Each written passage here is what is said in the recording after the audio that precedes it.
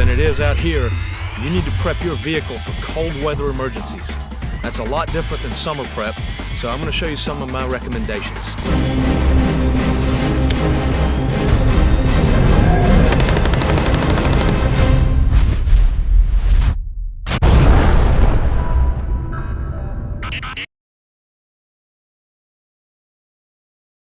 First thing you want to do is make sure you don't have all this salt on your truck like I do.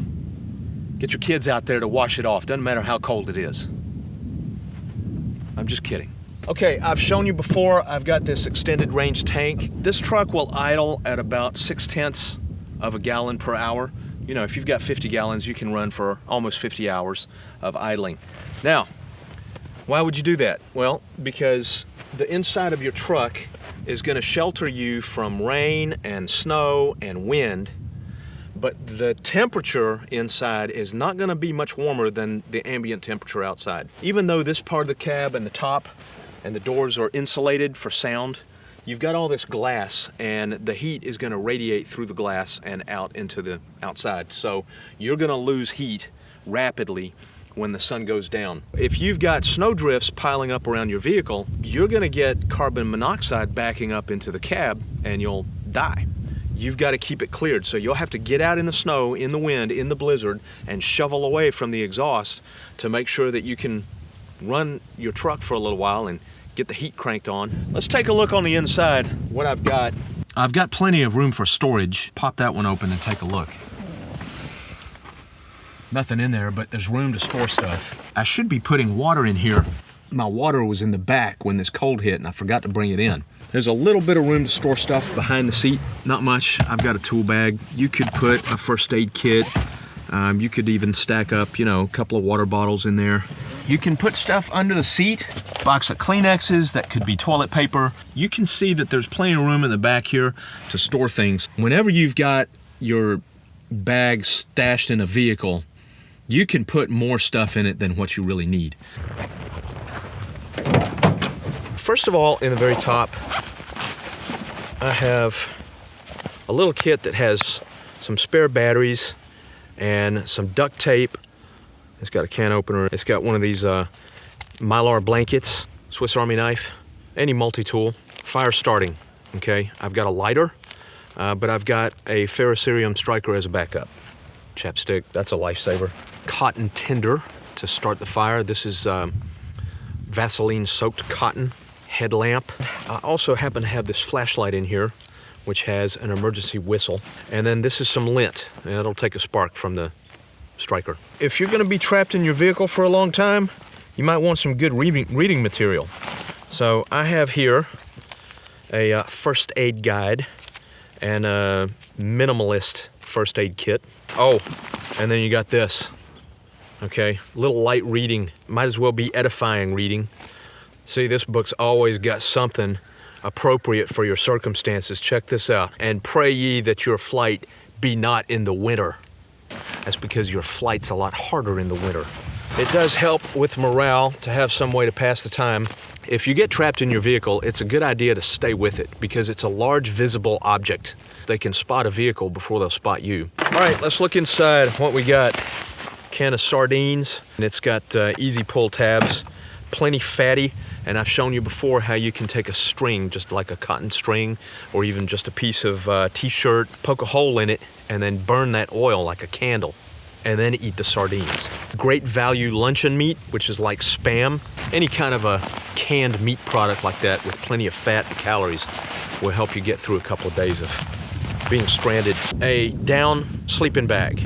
It's fantastic. You can zip up the bottom part way and stick your feet in there and keep them warm, and then drape the rest of it over you like a cover. It doesn't do any good to lie down on it really because the part underneath you smashes the down and it has no insulating value at all. So what you want to do is put a wool blanket on the seat and lie on that, and that gives you some insulation, and then use this for a cover. Here's the wool blanket, which is actually a poncho, but you can use it either way. I've got a compression sack with some gear in it. Check this out. Finally got some flowers.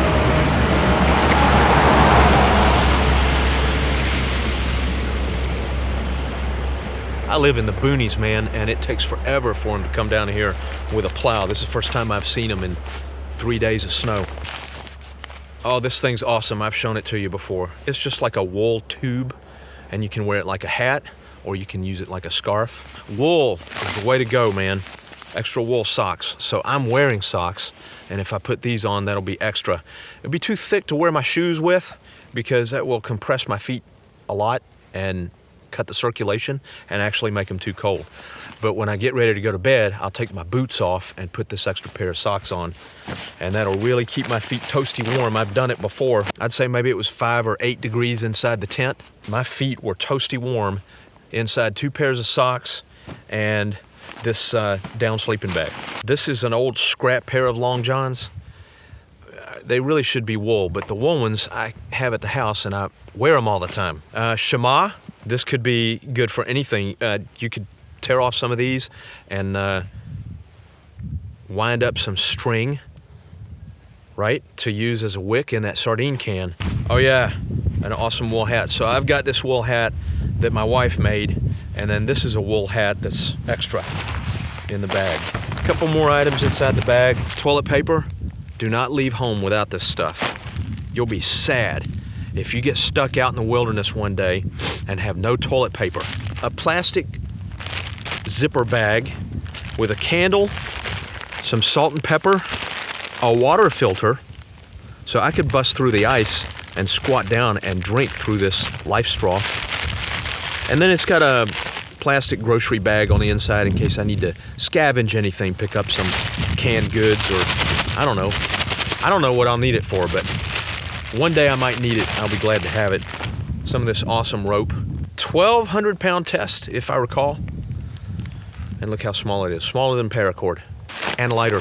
This is actually an example of what not to do. I've got water, but I left it out in the bed of the truck and now it's frozen solid. So I would have to come out here, get some tools out of here and chip that out, bring it into the cab, and then somehow thaw it. Another thing you could do that would be a good idea is to get a filter bottle. Like my favorite is the Sport Berkey bottle. One caveat, make sure that the filter element is completely dry so that there's nothing freezing in it, and that way it won't damage the filter. The key to keeping warm in weather like this is to find some way to stay dry. And that's one reason that wool gear, I think, is so important, because it allows you to become very active outside and sweat, but you don't get wet because the sweat evaporates out through your clothes. Probably upper 20s, mid to upper 20s inside the truck. Put this under me so this cold leather doesn't bother me. I'll put this bag as a backrest. I've got about 2 feet of zipper at the bottom, about like this. Maybe about that much, okay? And then stick my feet in there and use this for a blanket. This is actually toasty warm. And one thing is, this fabric is ice cold on my fingers. There we go.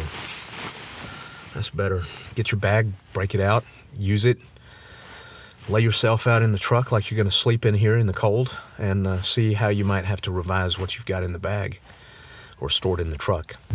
All right, that should give you some idea of what you need to do to prepare your vehicle for emergencies in cold weather. Well, this is real beautiful, but I've got a toasty warm wife sitting on the couch by the wood stove back at the house. So that's where I'm going. You go to the blog, survivalnewsonline.com, and I'll have more information about prepping your vehicle for emergencies in cold weather.